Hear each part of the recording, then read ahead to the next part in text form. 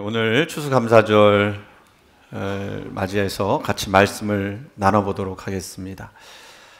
우리 감사라고 하는 말이잖아요. 말이 얼마나 중요한지 우리가 먼저 생각해 봤으면 좋겠어요. 전 세계 뇌 과학자들이 공통적으로 하는 그런 이야기가 있습니다. 이렇게 살면 불행해진다라고 하는 이야기인데요. 어떻게 살면 불행해질까요? 사람이 생각하고 말하고 하는 모든 것이 반드시 나한테 돌아온다라는 점을 기억하는 겁니다. 그래서 평소 욕을 자주 하면 그 욕할 일들만 생겨나고 짜증난다 그 얘기하면 짜증나는 일들만 생각나고, 그리고 재수없어 그렇게 이야기하면 정말 재수없는 일들만 생긴다라고 하는 겁니다. 내가 생각하고 말하는 것이 곧 나에게 그대로 돌아온다 그렇게 이야기해요. 그래서 성경은 뭐라고 얘기하죠? 내 원수를 저주하지 말고 축복하라 그렇게 이야기하지 않습니까? 만약에 행복하고 싶다면 어떻게 이야기하면 좋을까요? 행복해 라고 이야기하면 됩니다. 한번 해볼까요? 행복해. 네. 그 다음에 이렇게 이야기하면 돼요. 괜찮아, 다 잘 될 거야. 그러면 그렇게 반드시 말이 능력이 돼서 돌아온다는 거예요. 왜 이렇게 되느냐면 뇌과학자들 얘기예요. 뇌과학자들 이야기가 뭐냐면 뇌가 내뱉는 말을 진실이라고 믿어서 그렇게 행동하게 뇌의 가능성의 회로를 열어준다는 겁니다. 나쁘다 그러면 나쁜 거구나 하고서는 나쁘게 회로를 열어놓는다면, 좋다 그러면 좋은 쪽으로 회로를 열어준다는 거예요. 제가 이거를 실질적으로 들어본 적이 있어요. 제가 어느 목사님에게 전화를 해서 여러 가지 이야기들을 했더니 이 목사님이, 그 목사님도 굉장히 어려운 그 시기와 환경을 지나고 나서 지금 목회를 잘 하시는데, 등산을 갈 때마다 뭐라고 했냐면 나는 할 수 있다. 이 힘듦도 곧 지나간다. 지금은 과정일 뿐이다. 지금 나는 나아가는 중이다. 앞으로 좋은 일이 생길 거다. 이렇게 고백을 했대요. 그러면서 다 잘 될 거라고. 물론 이게 뇌과학의 이야기라고 말씀을 드릴 수 있지만, 근데 하나님이 그렇게 뇌를 만드신 거야. 그렇죠? 그러니까 그렇게 사람들이 연구를 해보면서 깨닫게 된 것입니다. 우리 추수감사절을 맞이했습니다. 감사거리 뭐가 있을까 생각해보면서 억지로 감사의 제목을 찾으셨는지는 모르겠어요. 그런데 가만 보면 감사할 줄 몰라서 감사의 내용이 없는 것이지, 감사하려고 하면 정말 감사할 것이 넘쳐나는 것이 감사의 내용입니다. 오늘 읽은 시편 136편 여러분이 읽으면서 계속 똑같은 부분을 읽었습니다만, 여호와께 감사하라 그는 선하시며 그 인자하심이 영원함이로다 라고 하는 이 1절의 말씀은 136편 전체를 이끌고 가는 주제선입니다. 이 시편 136편은 위대한 할렐이라고 그렇게 얘기했는데, 할렐은 큰 찬양이라는 그런 뜻이에요. 그래서 이스라엘 백성들이요 해마다 출애굽을 기념하는 절기가 되면 성전으로 발걸음을 옮겼어요. 그리고 그 성전 안에서 제사장의 우렁찬 소리가 울려 퍼졌습니다. 뭐라고 이야기하냐면 여호와께 감사라 그는 선하시며, 그러면 그 인자하심이 영원함이로다 라고 회중이 화답을 한 거예요. 그 응답이 몇 번에 걸쳐서 일어났느냐? 26절 26번 그렇게 됐다는 겁니다. 그럼 한번 이 장면을 마음속에 한번 새겨봤으면 좋겠어요. 이스라엘 백성이 예루살렘 성전을 위해서 각 곳에서 올라왔습니다. 낡은 옷자락에 모래 먼지가 묻은 채로, 그리고 손에는 곡식단을 들고, 어떤 사람은 어린아이의 손을 잡고 어떤 이는 지팡이에 의지해서 걸어옵니다. 그들의 얼굴에 햇볕에 그을린 세월의 자국이 있지만 눈빛에는 한 가지 확신이 있었어요. 어떤 확신이 있었느냐면 여호와께서 우리를 잊지 않으셨다. 그들은 흙 묻은 발로 성전 앞에서 고백합니다. 그 인자심이 영원함이로다. 그 말은 여러분 계속 단순히 반복하신 것처럼 그렇게 하셨을지는 모르겠습니다만, 그러나 그 고백 속에 어떤 것이 있느냐면, 그 광야 속에서, 그 배고픔 속에서 만나를 주셨던 하나님, 홍해 앞에서 길을 내셨던 하나님, 넘어질 때마다 다시 일어나서 세우셨던 하나님에 대한 신앙의 기억이 있었던 거예요. 그래서 하나님이 우리를 버리지 않으셨다 라고 하는 그 세월을 관통한 믿음의 고백이 거기에 담겨져 있었던 거죠. 그래서 여러분, 감사는요 그냥 감정이 아니에요. 감사는 신앙의 기억이자 하나님이 어떤 분이신지를 아는 사람의 자연스러운 반응이에요. 하나님이 나에게 어떻게 행하셨는지를 알면 그렇게 자연스럽게 나간다는 겁니다. 그런데 여러분, 혹시 오늘 이 추수감사절을 맞이하면서 갈등하면서 오신 분 계세요? 나는 진짜 감사하고 싶은데 막 감사가 잘 안 돼. 근데 이게 뭐 하나님 앞에 속일 수 있는 감정도 아니고, 그렇다고 내가 아닌 척 할 수도 있는 것도 아닌데, 우리 현실이 그렇지 않은 거잖아요. 감사는요, 사실은 본성적인 것이 아니에요. 우리의 본성은 어떤 식으로 나오죠? 불평하고 원망하는데 최적화된 거예요. 그러니까 감사를 어떻게 해야 되느냐? 사실은 연습해야 합니다. 믿음이 없으면 감사가 사라지지만, 또 말을 또 안 하면 또 감사도 사라지는 거예요. 근데 오늘 시편 기자는요, 감사를 잃어버린 사람들에게 그 감사를 회복하고 감사의 자리로 다시 초대하는 것입니다. 자, 보세요. 이 감사가 얼마나 어려운지 로마서 1장 21절 말씀 보니까, 하나님을 알되 하나님을 영화롭게도 아니하며 감사하지도 아니하고 라고 말씀하고 있어요. 이 구절은요, 타락한 인간의 그 모습을 그대로 보여주는 거울과 같습니다. 바울은요, 단순히 감사하지 않았다 이야기하지 않았어요. 뭐라고 했느냐면 감사하지도 않았다는 거예요. 그 얘기 무슨 얘기냐면, 감사가 기본적으로 우리 삶의 베이스로 깔려야 되는데 그 감사조차도 안 했다는 거예요. 가장 중요한 것, 가장 기본적인 것도 하지 않았다는 이야기입니다. 그래서 여러분, 이렇게 그 사도 바울은 진단하는 거예요. 하나님을 잃어버린 인간의 첫 번째 증상은 뭐의 상실이다? 감사의 상실이다. 감사하지 않는다는 거예요. 감사가 사라진 자리에는 무엇이 남을까요? 그러면 거기에는요, 불평이 남고요, 또 찬양이 사라진 입술에서는요, 원망이 흘러나오는 거예요. 빛을 잃은 영혼이 스스로를 주인이라 착각하며 하나님의 자리를 탐하는 거죠. 하나님께 감사해야 될 자리, 감사 잃어버리면 욕망과 원망만 남쳐나는 것입니다.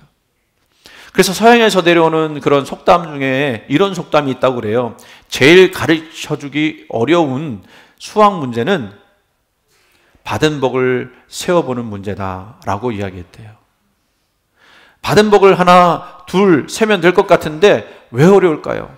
무엇이 받은 복을 깨달아 감사하는 것을 방해할까요? 오늘 우리의 세상은 바로 그 증상을 보여주는 거죠. 길을 걸어도, 밥을 먹어도, 대화를 나누어도 감사보다는 불평이 먼저 나올 때가 있습니다. 근데 여러분은 아마 이 감사 훈련이 됐기 때문에 감사하실 거예요. 그런데 감사 훈련 안 되면 이런 말을 해요. 왜 나만 이래? 왜 내 뜻대로 안 되지? 그래서 우리가 여러 가지 인터넷을 보면은 다른 사람들은 다 행복하게 사는데, 다른 사람은 다 좋은 것만 먹고, 다른 사람은 다 좋은 데 가는 것 같은데 나만 그냥 가난한 것 같고, 나만 아무것도 없는 것 같고, 크게 결핍이 되는 거예요.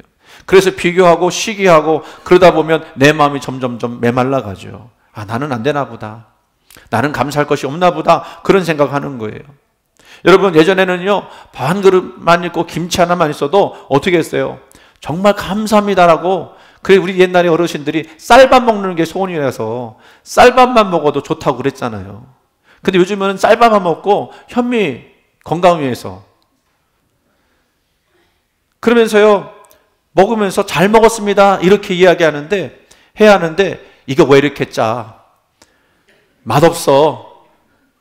감사 대신 평가하고요, 찬양 대신 판단이 우리의 언어가 되어버렸어요.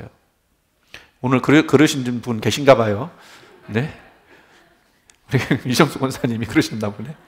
아니, 권사님 밥 하셨잖아 오늘. 밥 하신 분이. 아, 그랬어요. 결국 불평은요, 어떤 내용이냐면, 하나님, 나는 당신 없이 사는 존재입니다 라는 말하고 똑같은 거예요. 신앙의 부정이죠. 이 바울의 탄식은 단지 고대 로마 사람들에게 주어진 이야기가 아닙니다. 그것은 바로 오늘 우리가 살아가는 우리 현실, 하나님의 은혜를 알지만 너무 쉽게 잃어버리는 사람들의 모습을 그대로 이야기한 거예요. 그래서 여러분, 감사는요, 어떤 거냐면요, 하나님을 주인으로 인정하는 신앙의 첫 반응이에요. 하나님이 내 주인 되시기 때문에 감사할 수 있다는 거예요. 감사가 사라졌다는 것은 바로 내 마음의 중심에서 하나님을 밀어냈다는 거죠. 내가 주인 됐다는 뜻입니다. 그래서 바울이 이야기하는 거예요. 감사하지도 아니하고. 그 짧은 문장 안에는 하나님을 잊은 인간의 비극과 하나님을 떠난 세상의 어두움이 고스란히 담겨져 있는 거예요.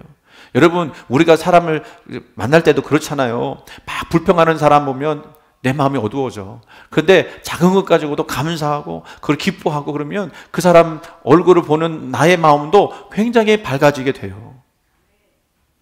그 짧은 문장 안에, 그 감사합니다라고 하는 문장 안에 얼마나 많은 것들이 우리에게 긍정적인 신호를 주는지 알 수가 없습니다. 그런데 여러분, 감사하지 않으면 그 어둠은요, 우리 시대 속에서 조용히 그리고 깊게 스며들고 갈 수밖에 없죠. 사람들이 자기가 주인이 됐기 때문에 이제는 하나님께 시선을 두지 않습니다. 대신 나를 바라보는 거예요. 하나님 대신 자아가 예배를 받는, 예배의 중심에 앉은 시대, 그것이 바로 우리가 살아가는 시대의 모습이라고 생각합니다. 그래서 우리가 우리 세대를 뭐라고 그러냐면 I 세대라고 그래요. I 세대. I라고 하는 건 나라는 뜻 아닙니까? 나 세대라는 뜻인데, 나 중심의 세상에 살고 있어요. 그래서 모든 것이 다 I로 시작해요. 아이폰, 아이패드, 아이튠, 아이클라우드. 저는 삼성 거 씁니다. 저는 삼성이 잘 되기를 바랍니다. 저 주식이 한 장도 없습니다만 그래도 삼성이 잘 돼야 될 것 같아서 저 기도합니다. 그리고 특별히 이재용 볼 때마다 불쌍하게 느껴져요. 저 사람 저렇게 돈 많은데 저거 가지고 뭐 할까? 그거 돈 많다고 그 사람 행복하지 않을 텐데 저 사람이 하나님 믿었으면 좋겠다, 그 생각하거든요. 그렇게 기도하거든요. 그렇다고 아이폰 가진 사람들 보고 회개하라고는 하지 않습니다. 그러나 세대가 그렇다는 거예요. 사람들은요, 이제 뭘 생각하냐면 옛날에는요, 공동체 행복을 생각했어요. 정의가 무엇이냐라는 책 있잖아요. 그 책의 내용은 공동체의 선이 정의라고 얘기해요. 결론적으로 말하면. 근데 이제는요, 다 개인주의 사회가 되었어요. 나의 만족을 먼저 챙기는 시대가 되었습니다. 내가 원하는 걸 해야 하고, 내가 행복해야 하고, 내 감정이 중요하다고 이야기해요. 그 말 자체가 틀린 건 아니죠. 아니, 내 감정이 먼저 중요하잖아요. 다른 사람이 어떻게 느끼든지. 그러나 그 중심에 뭐가 빠져 있어요? 하나님이 빠져 있는 거예요. 이제 사람들은 묻지 않습니다. 주님이 원하시는 게 무엇입니까? 그게 아니라 내가 원하는 게 이거예요. 이게 옳은 거예요. 자기 감정이 진리의 기준이 되어버린 시대에 하나님은 안중에 없습니다. 하나님 인정하지도 않습니다. 시편 110편 10절 말씀 보면 여호와를 경외함이 지혜의 근본이라고 그랬어요. 여호와를 경외하는 거, 여호와를 인정하는 거, 그게 지혜의 근본이라요. 근본이라고 하는 것은 뭡니까? 우리 삶의 가장 중요한 내용이라는 거 아닙니까? 그런데 하나님 인정하지 않으면 그 근본이 사라진대요. 근본 없는 삶을 살게 되는 거예요. 그러면 그 속에 뭐가 들어오냐면 깊은 공허가 들어옵니다. 뭘 해도 기쁘지 않아요. 뭘 해도 만족스럽지 않아요. 하나님이 잃어버린 시대의 특징, 그것은 겉으로는 화려하지만 여러분 한번 보세요. 오늘 이 시대처럼 잘 먹고 잘 살고 잘 입는 시대가 어디 있습니까? 그런데 내면은 그 어느 때보다도 메말라서 행복하지 않다고 이야기하는, 그래서 우리나라 그렇게 잘 사는데 뭐 OECD 10위 안에 들어간다고 이야기하지만 행복지수는 뭐 32, 40위까지 떨어지고, 저 못 사는 그 나라보다도 행복지수가 떨어진 이 아이러니한 일들이 왜 생겼습니까? 하나님 없이 살아가니까. 연결은 많아졌어요. 그래서 사람들하고 뭐 카톡하고 뭐 소통은 많아졌는데 관계는 얇아졌죠. 그거 왜 그래요? 그 중심에 하나님 없이 내가 있기 때문에 그래요. 근데 나라는 존재가 얼마나 연약한지 내 기분과 내 감정이 수시로 바뀌어져요. 그러니까 그게 흔들릴 수밖에 없는 거죠. 이게 바로 감사가 사라진 세상의 초상인 것입니다. 감사는요, 하나님께 시선을 두는 그 순간 피어오르는 것이지만 나를 바라보는 순간 시들어버리는 거예요. 감사는 받은 것을 기억하는 언어인데, 오늘 시편 내용 보세요. 하나님 우리를 이렇게 구원해 주셨다라고 하시면서 출애굽기의 내용들, 그리고 가나안 땅에 정착하는 것까지 다 감사하는 그 기억을 하는 언어인데, 자아는 나는 뭐라면요, 더 가져야만 나는 행복해 라고 이야기하는 거예요. 그래서 감사가 사라지면 욕망이 자리하죠. 감사는 자기를 내려놓음에서 피어나지만 욕망은 끝없는 비교에서 자라납니다. 비교가 시작되는 순간 감사는 죽고 자아가 왕좌에 앉는 순간 영혼의 질서는 깨어져 버리게 돼 있어요. 내 마음대로 한번 해보세요. 그게 행복한가? 시편 136편 말씀이 그런 우리를 다시 불러내는 거죠. 여호와께 감사하라. 그는 선하시며 그 인자하심이 영원함이로다. 이 한 구절은 시대를 향한 하나님의 초대인 거예요. 뭐냐면 너희 시선을 다시 나에게 돌려라 라고 하는 것입니다. 그래서 감사의 회복은요, 하나님 중심의 회복으로 이루어지는 거예요. 시편 기자는 세상의 혼란 속에서, 우리만 혼란했겠습니까? 그때 당시 그 사람들에게도 혼란함이 있었을 거예요. 그 시선을 하나님께 돌리라고 하는 초청인데, 그 감사의 이유를 환경에서 찾지 않고 뭐라고 어디에서 찾느냐면 그는 선하시며 그 인자심이 영원함이로다 라고 하는 하나님의 성품에 기초했다는 것입니다. 그러니까 감사는 뭔가를 받은 그 결과의 반응이 아니라 하나님의 성품을 기억하고 그 성품을 의지하고 나가는 거예요. 보세요. 짧게 1절부터 9절까지 내용, 그 중간중간 내용을 보면 지혜로 하늘을 지으신 이에게 감사하라. 땅을 물 위에 펴신 이에게 감사하라. 해로 낮을 주관하게 하신 이에게 감사하라. 이게 자연현상에 대한 감사 아닙니까? 이거 창조신앙의 열매예요. 감사는 창조신앙의 열매이기도 한 거예요. 그러니까 나는 우연히 존재하는 그런 존재가 아니라 하나님이 창조하신 생명이다라고 하는 그 깨달음에서 감사하는 거죠. 그런 다음에 10절 이하에는요, 구원에 대한 감사가 있어요. 애굽의 장자를 치신 이에게 감사하라. 홍해를 가르신 이에게 감사하라. 그의 백성을 광야로 인도하신 이에게 감사하라. 하나님이 이 백성을 잊지 않으시고 불러주셔서 하나님 백성으로 살아갈 수 있도록 그 약속을 지키신 그 약속, 구원의 약속을 감사하는 것이죠. 그래서 하나님은요, 하늘을 만드신 것으로만 끝나지 않고 어떤 분이시냐면 우리 인생 속에 그 구석구석 속에 정말로 하나님의 도우심과 인도하심과 능력들을 베푸시는 하나님이신 거예요. 만약에 우리가 홍해를 만나게 될 때 하나님은 그 길을 갈라주셔서 길 없는 곳에 길을 내셔서 걸어가시게 하시는 하나님이시다. 믿으십니까? 우리 인생에도요, 홍해가 있지 않습니까? 바라만 봐도 저거 어떻게 건너가지? 저거 어떻게 감당하지? 그런 마음이 들 때면 우리는 어떤 마음이냐면 상실의 마음, 낙심의 마음이 드는데, 근데 그 시간이 지나고 나면 어떤 걸 깨닫게 되냐면 그 절망의 순간마다 하나님이 길을 내셨다는 거예요. 그러니까 뒤돌아보니까 하나님이 그 길을 내셔서 그 길을 걸어가게 하시는 거예요. 그래서 우리는 뭐라고 고백하냐면 지금까지 내가 여기에 온 것은 전부 하나님의 은혜였다라고 고백하게 되어지는 것입니다. 오늘 여러분 눈을 뜨셨어요? 그 80 먹은 할머니가 80 먹은 할아버지한테 타박한대요. 눈 떴다고 오늘 잘 때. 왜 눈 떴느냐고. 다 친구들은 저쪽 산에 가 있는데 왜 당신만 여기 누워 있느냐고. 여러분 눈 떴습니까? 눈 떴잖아요. 감사해야 돼요. 숨을 쉴 수 있어요? 감사해요. 오늘도 인공호흡기 하고 있는 분들도 계실 수 있어요. 제가요, 이거는 좀 비교 같아서 그런데, 예하 입원했을 때 같이 입원했던 그 아이가 아직도 입원해 있대요. 그래서 그 얘기를 듣고 제가 그 순간 기도를 했어요. 하나님, 그 아이에게도 하나님 은혜를 허락해 달라고. 여러분, 예배당 이렇게 오신 것도 기적이에요. 그 감사가 뭔지 모르겠다는 분 계시면 중환자실 한번 가보세요. 알게 될 거예요. 그런데 인간은요, 조금 나아진 것 같으면 금방 잊어버려요. 이스라엘 백성도 홍해를 건너고 사흘 만에 원망했죠. 뭐가 없다고 그랬어요? 먹을 것이 없습니다. 물이 없습니다. 그들은 하나님 바로 전날 베푸신 기적을 잊어버렸어요.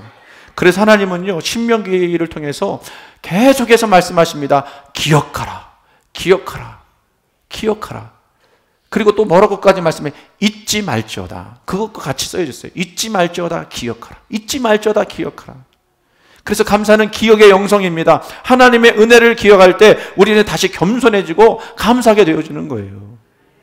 그래서 그 본문 후반부에 들어가면 이런 말씀합니다. 그들의 땅을 기업으로 주신 이에게 감사라.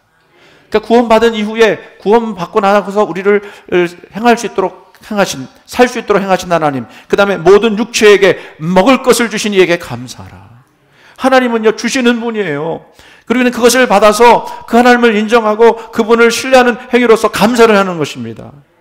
야고보서 1장 17절 말씀, 이런 말씀이 있어요. 온갖 좋은 은사와 온전한 선물이 다 위로부터 빛들의 아버지께로부터 내려오나니. 아멘. 모든 좋은 선물이, 온전한 선물이, 이건 신령한 선물이죠. 그 선물들이 하나님께로부터 온다라는 거예요. 그러니까 우리가 가진 이 가족과 건강과 재능, 이런 관계, 이 자리에 앉아 있는 저와 여러분 모두가 하나님의 선물인 줄 믿으시기 바랍니다. 한번 우리 옆에 계신 분하고 인사합시다. 당신이 있어서 감사합니다. 여러분 잘 보세요.